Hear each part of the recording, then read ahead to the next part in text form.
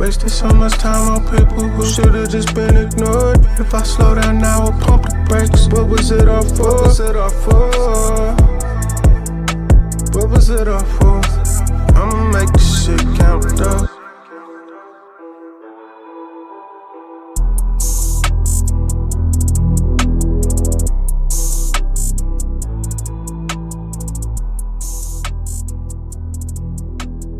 I would bet, Noble, I would bet that my man done that cut on purpose. Thierry was ready with the picture. Yeah. I got caught. Yeah, but Usyk was gonna be in big trouble. I can't watch him. The sooner they're out of boxing, the better. So what can be done, Mark? Right? What can be done? Clearly, these governing bodies who hold these belts, they've got no teeth because they should indeed be saying, "Yo, come on, man! Like you're a big star and all that. You done your thing, but you're taking the piss, lad. We're having these belts, yeah. If you're ready, or when you're ready, come holla. Or you'll do 2 fights, and then you'll fight for your belt again, or all your belts again. We'll unify the thing. Yeah, as long as you're looking good and blah blah blah, you're motivated again by all means. But we gotta take this thing. We got hungry mans out here that are putting in work on a consistent basis, climbing the ladder, getting to where they need to get to, putting themselves on the line, taking dangerous fights, and you're taking the piss. Yeah.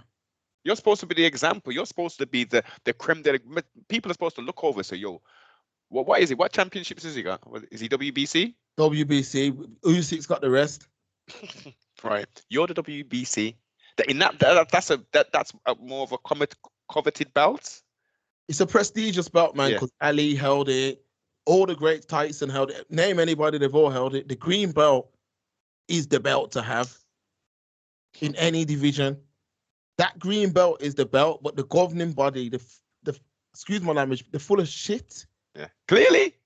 They're full of shit. Like, they're letting this man, what needs to happen is my man needs to be the interim. Okay, yo, you keep getting caught, you keep pulling out. Okay, you're the interim now. Can they do that? Usyk fight for the belt. How can I make him interim? Wouldn't interim be in place, a placeholder to then fight the champion? How could he be the champion? So that's what I'm saying. Just put him outside, put him in the waiting room, take the belt off him, and make him interim. So he's not the champ, but he gets the first shot when he comes in. They can do that, Noble. They can do that. So let me just get this clear, because obviously in mixed martial arts, etc., that rule, that would be a different thing. So in boxing, they can, in essence, strip the champion, give him an interim belt without fighting, and then say, once you're ready, you can then fight for your title again. Yeah, they can do that. That's interesting still. Yeah, they can do that. Because obviously, we in the other combat sports is... Well, they've done it, Noble, with Jamal Hill. That similar sort of thing. Okay. Jamal Hill was champ, but they've kind of like, they've made him like number one. So as soon as he's ready, he can fight for the belt. Do you get it? Yeah. But is that... Oh, no. Now you said that, I'm still slightly confused. Maybe it's because it's too early in the day. But if he's number one, is he interim or is he number one? Oh, that's a good question. I'm pretty sure it's the same thing. Someone write that down, please, in the comments. Aisha's got all the knowledge, boss. Come, Aisha. Yeah, someone drop that. I'm pretty sure interim is number one. I'm pretty sure. Saint says Sean Porter is the only person who publicly said the fight was not going to happen and stuck by that. Yeah, man. Sean Porter, the Porter Way podcast. I watch all these things. I like that. Porter Way podcast. I knew these. I'm glad my man stuck to his guns, but this is what I'm saying. Like, Talk Sport now, if you look, what they've kind of, because Fury and his people kept kind of sticking it on them, you can tell that they kind of don't really want to say what they want to say because they might get revoked access and that's what's hurting the thing. Okay. Yeah, interim is number one. Number one. That's mad. That is. That's... Yeah, that's what. So who would be number one contender? So all right then. So based upon that, then, so if you get to number one status, you're an interim champion then without fighting. No, it's called interim. Yeah, basically, yeah. Once you're number one interim, how does it? So would you get a belt then? So wait a minute then. You don't get a belt. You don't get a. It's not the same as in boxing, no. But they've started doing this thing called regular champ and super champ. Whoa. Explain that. Explain. Okay, so a regular champ, like Tank was regular champ. So Tank's belt was regular champ, and then I think was it Haney who was super champ. And this is the same division, right? The same weight class. Or it could have been different weight classes, but they have like regular. Canelo was super champ, and then Charlo was regular. It's all messed up. Boxing's freaked. That's what I'm saying. So do these regular and super champ belts, do they look different? They must have some kind of different look to them. No, they look the same. Huh? This is what I'm saying, Noble. In boxing, every man has got a belt. Every man's holding some kind of belt. It's like you get a belt for participation. That's what I was just about to say. That simply. Like, this is why man are switching to, like I said, UFC, because in UFC, the champ is the champ. Rocky's the champ. That is undeniable. He's the champ. There's not no 2-3 other champs walking around. There's one champ. Then there's the best person who can fight for the belt. Yeah. And that's why man are locking in. So wait a minute, man. Come on. Like, I know I've been at the sport a long time still. And obviously I was a youngster when I was really into it, like teenager and stuff. So was that always like that? Regular champ and then super champ and all this? No, this is all new stuff. The reason why they've introduced all this stuff, is because they get sanctioning fees. Money. Yeah. They get sanctioning. So if you notice, the WBC, who are the governing body for the belt that Fury's holding hostage, let's say Jake Paul's gonna fight somebody, they'll jump in and say, we're gonna make a belt for that. And then they make pretty little belt, and then them man have to pay sanctioning fees. So what are we talking about in regards to sanctioning fees? Are we talking about like 20, 50K? We're talking 100K, like 200Ks? Like what kind of money are we talking? Some points it can be more than that, man. Depending on Mills. I think Joshua was paid close to that in sanctioning fees. When Joshua had them bare belts and all that, he was paying a bag of money out, man. It's boxing's disgusting. That's why this is why I've fallen out of love with it, man. I'll watch certain things. This is silly. It's easy to fall out of love with it. It's easy. I can't blame nobody. I'm at the point now where boxing it's actually not even really a sport, is it? It's like WWE, man. It's like finding out that WWE/WWF isn't real. And when you come to that realization, like, I can't watch this no more. This ain't even fun anymore. We might as well be to the point where these boxing matches are predetermined, because some of these geezers who are coming in there, they're going all 12 rounds, man, sparring in essence. They ain't doing nothing. That's what I'm trying to say. Like, it's got to the point where a Fury, we need to bring back the reality to the press. We need to bring it back. We have to. Like, there's too much friendships, and like even the YouTubers, like, they pick fighters, and then because of their ego, they don't want to say a fighter's wrong. They don't want to go against a man. Like, this is a man who has played with the sport. This is a man who has made fans of the sport look foolish. Like that Ngannou thing, he made man look stupid. And the thing is, Ngannou, it's like, big up Ngannou, all the rest of that, but Ngannou's not even supposed to get out the third round with the top 10. Like, these two, that's like saying, like, a rugby player goes into the NFL. Yeah, he's going to be able to have some fitness, but it's a different game. It's a different game. Unpack that. Let's unpack that, since we know we got a little bit of time and thing. Yeah, man. Rugby is a harder sport than NFL. Is it? Physically, yeah, physically.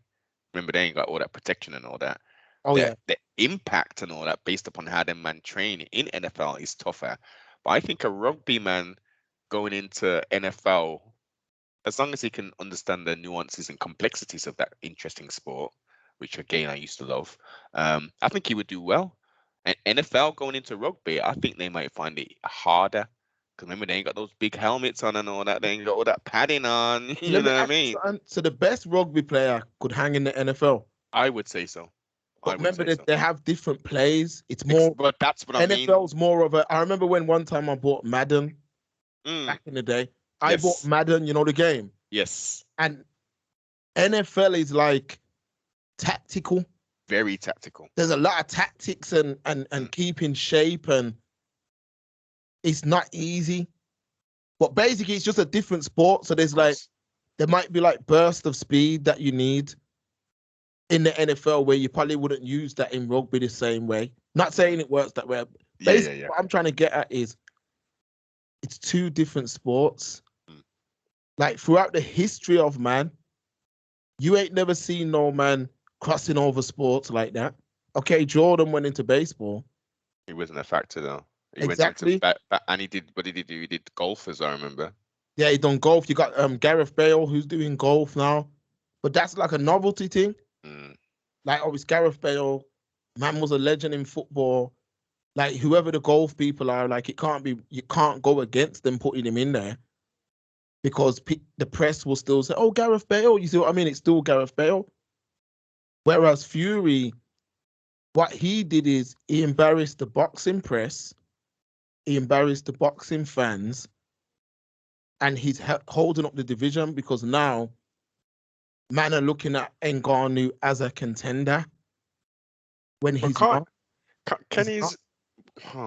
He's not a contender. He's not, but the facts are, yeah, Fury didn't prepare for him. And like we said before, and I'm not saying that that's not true, even without preparing, you're supposed to be able to beat him. Exactly. But Fury's at the point where he's mentally checked out of the sport. And I get it. That's cool. But then cut from the sport then. Just get off. Just leave it to the mans who want this. All right then. So, right, I've now become some kind of a wizard and magi, and I've now put Prime Minister, aka Mark Hamilton, in charge of the WBC. What are you doing? Stripping him. And you got the power to do that, right? Yeah, I'm stripping him. You're stripping him, okay. Doesn't matter if he's injured or not. I'm stripping him because no matter what, we've tried to make the fight 3 times. I'm stripping you. Okay, before you continue, shouldn't that just be a basic sort of thing? Like, forget the greed of these damn people. Them, like, it should be a thing. If you're a champion and you check out of 3 fights, no matter how big your name is, you know that it's in the contract. It's the rules for everybody that if you miss 3 fights, you're done. You gotta go. And then you prove yourself and come back in this thing. They're not putting basic things in place. Then it's like there's some real good things about boxing. Like there's some real good things about boxing. Reference like fighter pay. That's one of the main things, and their ability to create so much wealth for themselves. But at the same time, when we look at mixed martial arts, it's the opposite. Unless you're a major star, but they're fighting the best of the best, whether they're in UFC, whether they were in the former Bellator, which is now PFL, whether they're in one championship. You're fighting killers. There's not many layups in UFC. They can give you a layup. In the most of the other promotions, there's no layups. The promoters are bullying fighters. Currently, we've got Dustin Poirier and Santonese, whatever the hell, some French geezer who's just bust on the scene doing some crazy shit. They announced the fight with them. Everyone's hyping up for about a week. Yo, this is gonna be crazy. My man's he's only had 3 fights in the UFC, and he's fighting flipping Dustin Poirier, who's fought twice for the title. This is madness. Turns out that the fight wasn't even been signed. And then within 24 hours of everyone reporting, hold up, this wasn't even a fight that was signed. It's now signed. So they will put pressure. They'll be like, yeah, man, these people are fighting, yeah, and then they'll do the work in behind the scenes, Joe. Yeah. Da. Whereas boxing, they're like, nah, there's none of that business. The fighter can do whatever the hell he wants. Fuck the fans. Forget the sport. They're just gonna ride off into the sunset and hold on and grasp onto this belt, hold on to the prestige of the thing, and hold up the division. But all of them do it. All of them. Boxing's a wicked sport, man. All of them do it because the Klitschko's held up the division. I remember back then, I couldn't wait for someone to get rid of them, man, because you had to beat. Let's say you were fighting Vladimir and Noble, yeah. Mhm. You had to beat Vladimir twice in Germany, and then you had to beat his brother. That's the kind of contracts that they had going on. So you'd have to beat Vladimir, who all he used to do is jab and hold. Mm. Then they used to make the ring like a mattress. So so man's foot was sinking into the ring. That's how they'd do it. And then they'd make the ring big that Vladimir could just like, you know what I mean? Yeah, use the retail. You'd have to, then you're fighting against with the German fans. They do little things like make your changing room boiling hot and all them kind of. Yeah. They do a lot of things like that. And look how much man went Germany. Look what they done to Shannon Briggs. Look Break that down. Shannon Briggs went to fight Vitaly, and they bossed him up over 12 rounds, broke him up. He didn't even get paid. What? He didn't even get paid. That's what I'm saying. Behind the scenes is dirty. Watch that. Shannon Briggs versus Vitaly Klitschko. It's one of the most brutal fights you've ever seen. My man could do what he wants with him. It was like a heavy bag. From start to finish? From start to finish. It was like a heavy bag. Briggs got broke up left, right, and center. Is this when he was hella old? He was in Germany for 8 weeks after the fight, just recovering because he couldn't fly or nothing. That's the kind of things what them brothers used to do. Then Fury went out there and he got the belt. Man can't take that away from him. He saved the division. Then his mental health kicked in. Joshua come. Every man has to fight Joshua twice. Like, you should be able to win and go off into the sunset. Every man has to fight him twice. You see, now we're finally at a place where we can get it back to normal. It's been years, but this has been going on since like 2012. Yeah. This is how long this has been going on. Now we've got Usyk and Fury. I'm telling you the truth. I'm backing Usyk, and not because Fury is a very good fighter. Just because I'm angry, don't think I'm saying nothing different. Fury is a talented fighter, but he hasn't got it in him no more. He's done. Agreed. So now it's at a point where if I look at Usyk, yeah, Usyk's from the Ukraine. Look what his people are going through right now. They've all had to relocate. You know, they're at war with Russia, all the rest of it. Why not allow that man to be a great person for his people? Why not allow him to be a hero for his people? Why not allow him to be that hero for the Ukraine by getting that belt? You're not only holding up the division, but you're stealing something from a man. You're stopping a man from being an all-time great for his people. Yes. He's already that. But you're stopping him from putting the cherry on top of his legacy, man. This is going to form part of his story ultimately. Whether he actually gets to that zenith and gets that WBC as well, this is going to form part of his story, and it's undeniable. As you said, the backstory to it and all that, what's going on, the current climate, regardless what you think about what's happening over there. There's some crazy stuff that's going on, man. Loads of people having to fled and go all these different places and all that. He's, a shining light, like Amasov was for the mixed martial arts side. Man left, said, no, I ain't defending no belts. I'm going back to my homeland and I'm going to enlist and fight for my country. Did that, then comes back, defends his thing. Actually, no, he didn't even defend it. He lost it still. Sure he lost it, but yeah. But it just goes to show you, like, there is a story that's being played out. Unfortunately, it's not the fairy tale where Usyk and Fury fought and all that, as Mark's called it. This was never going to happen, man. This was never going to happen. And the Furies are, especially the Big Brother, are just like, they're doing the sport something terrible, and unfortunately the fans, especially the so-called media, who, Mark, they're not journalists. As you say, a journalist is going to provide real journalism. He's going to look at the information, they'll play it out, and they may inject their thoughts into it. That's what real journalism is, not to cover things up, not to make excuses for anybody. It's to tell it like it is.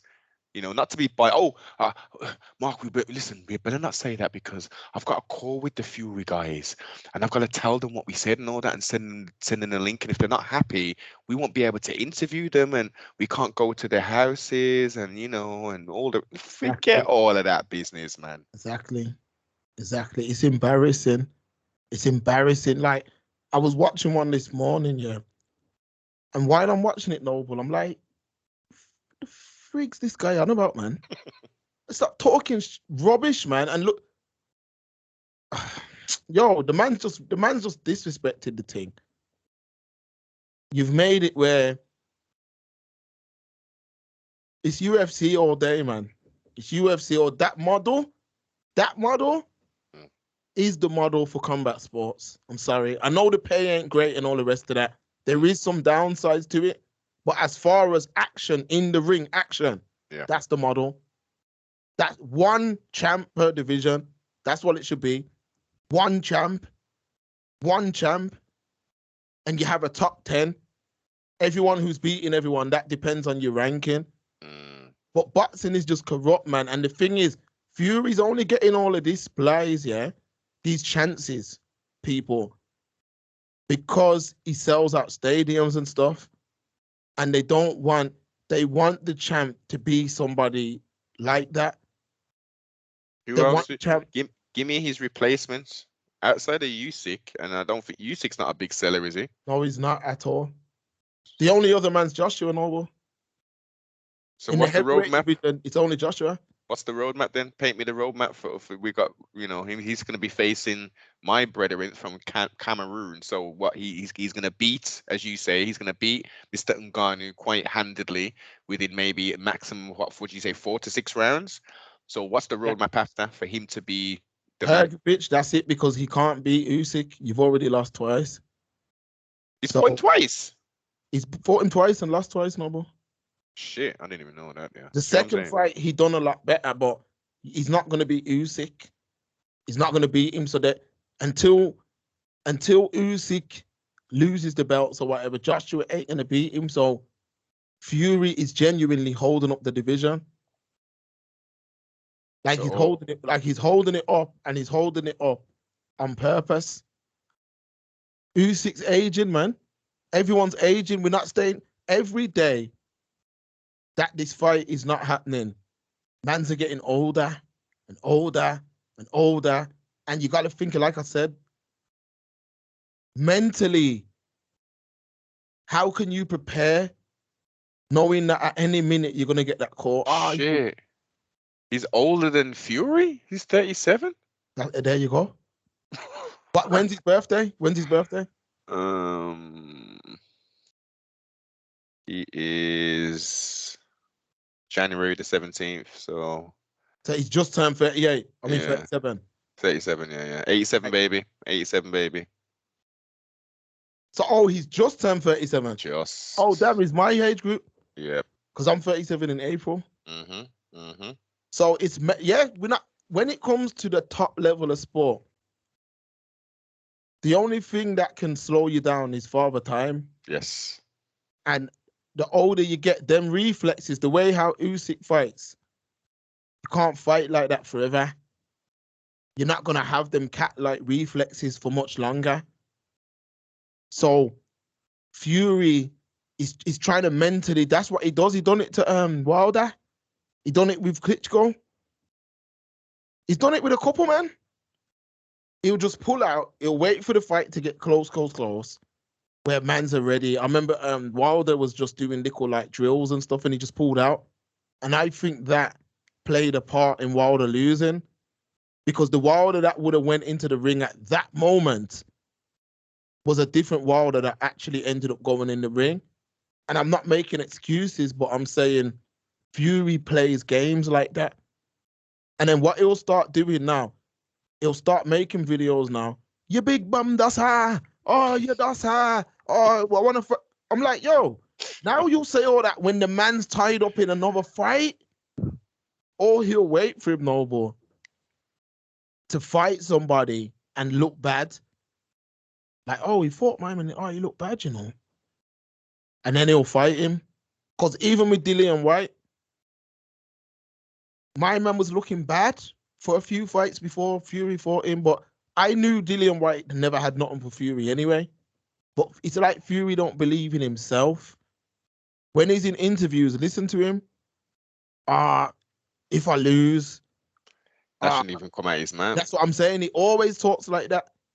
So he's talking like that because he's questioning himself. He's questioning himself. He don't think he can hold it, you know. He knows, damn, this is gonna. It's almost like this is written. Like a man's country is at war.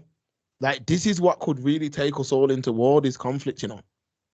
Yeah. This is like what we're living through of the last 5 years will be taught in history lessons in 50 years from now. Tell it, Mark. Tell it. Taught in history. People don't understand it. It will be taught in history lessons from the pandemic right up till now. Just like when the World War was going on and they had the Olympics and all of that. Yes. And we all know about that inside. These times will be spoken about. And what I'm saying is, Usyk, this is what he wants this more than anything. He was even willing to take 30%. I know, yes. He was like, nah, man, you don't deserve no money. And he said, safe. He said, safe, I'll take the 30%.